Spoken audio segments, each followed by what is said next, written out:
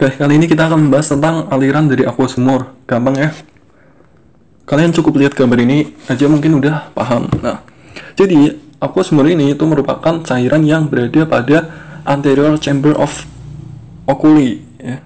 Jadi mata itu dibagi jadi dua bagian, ada anterior chamber sama posterior chamber.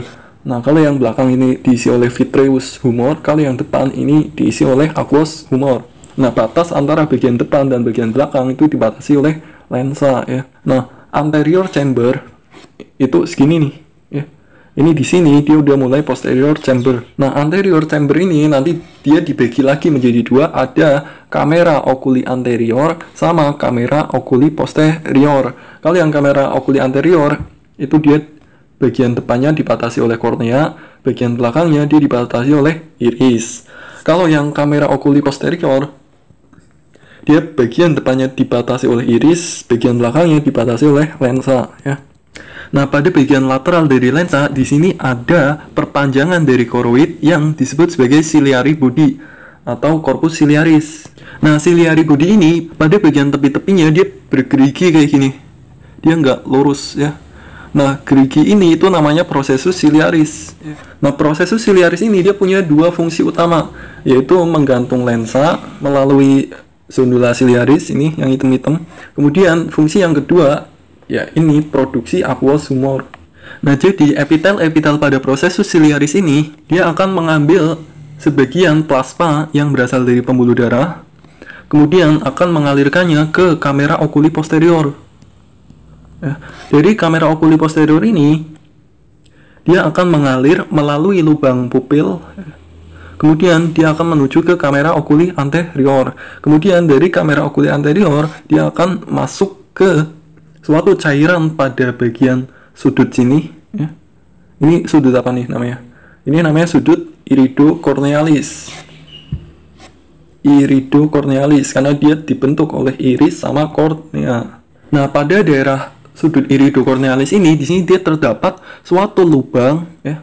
Di mana lubang ini itu disebut sebagai canalis lem. Di mana canalis lem ini itu akan dilalui oleh cairan aqueous humor tadi. Jadi setelah aqueous humor itu melalui kamera oculi anterior, dia akan masuk ke dalam canalis lem.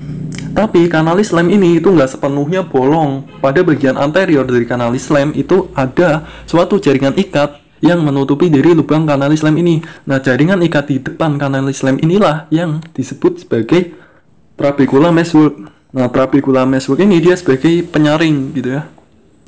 Dia menutupi canalis lem. Nah, setelah dia masuk ke dalam canalis lem, dia akan masuk ke aliran vena ya. Kemudian dia akan dialirkan menuju vena episclera. Nah, selain menuju ke vena episclera, sebagian kecil dari aqueous humor yang berada di kamera oculi anterior, dia juga masuk ke sini nih, ke sini, ya kan? Nah, sebagian kecil dari aqueous humor yang ada di kamera oculi anterior, dia masuk ke ini namanya rongga suprachoroid, ya, karena letaknya dia berada pada superior dari choroid, pada bagian atas dari choroid. Nah, udah segitu doang. Oh ya nih. Perlu kalian ingat juga fungsi dari aqueous humor ini apa sih? Ya. Nah, jadi gini, fungsi dari aqueous humor ini itu untuk menutrisi bagian kornea sama lensa. Kenapa kok dia nutrisinya itu harus melalui aqueous humor? Karena kornea dan lensa ini dia tidak mengandung pembuluh darah. Kalau sampai ada pembuluh darah yang ada di kornea dan juga lensa, itu akan menghalangi pandangan kita. Ya. Nah, ini secara skematiknya kayak gini ya. Nah, gunanya apa sih kita tahu aliran dari aqueous humor ini? Gunanya itu untuk memahami dari patofisiologi dari glaukoma ya. Penyakit glaukoma ini itu terjadi ketika aliran dari aqueous humor ini nggak lancar. Jadi misal di sini ada sumbatan ya. Otomatis kan aqueous humornya dia numpuk sehingga terjadi peningkatan dari tekanan intraokular. Nah, peningkatan tekanan intraokular ini disebut sebagai glaukoma, yang mana nanti dia akan mempengaruhi diskus nervi opticus.